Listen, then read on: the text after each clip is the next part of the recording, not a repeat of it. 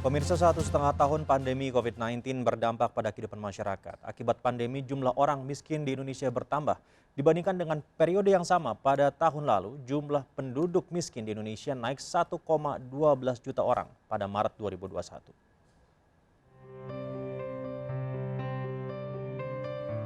Sejumlah jasa servis telepon genggam yang sebelumnya bertempat di dalam Mall PGC Cililitan, Jakarta Timur, beberapa waktu yang lalu turun ke jalan.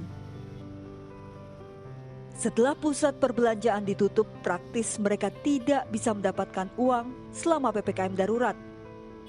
Mereka pun menawarkan jasanya di pinggiran jalan agar bisa menyambung hidup di tengah pandemi.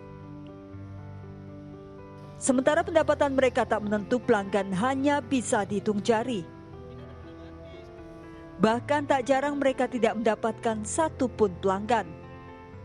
Pastinya sih ya kita susah sih ya, soalnya kan pendapatan juga kita berkurang. Terus kita juga di luar sini juga cari makan. Ya seenggaknya kita ada bantuan lah untuk kita buat makan, buat kirim saudara di kampung. Kita kan merantau di sini. Setelah viral di media sosial, Satgas COVID-19 mendatangi penyedia jasa servis telepon genggam. Lantaran beroperasi di masa PPKM darurat, penyedia jasa ini dibubarkan.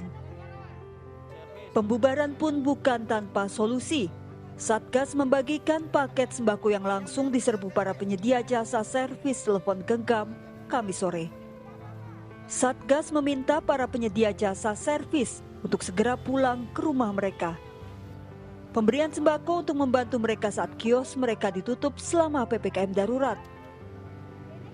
Sebetulnya walaupun ini ada masuk di medsos, tapi ini kan mereka tidak banyak sebetulnya kan.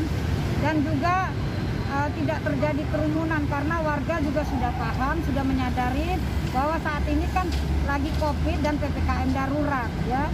Mungkin namanya juga usaha, mungkin dapat rezeki. Tidak hanya berdampak pada penyedia jasa servis telepon genggam. Pandemi memberikan banyak dampak di tanah air, terutama masyarakat di berbagai lapisan. Semuanya merasakan dampaknya. Bahkan Biro Pusat Statistik menyebut jumlah penduduk miskin di Indonesia pada Maret tahun ini naik 1,12 juta orang dibandingkan periode yang sama Maret tahun lalu. Dari sisi jumlah, kalau dibandingkan dengan September, turun 0,01 juta orang, tetapi kalau dibandingkan dengan Maret 2020, ya masih meningkat sebesar 1,12 juta orang.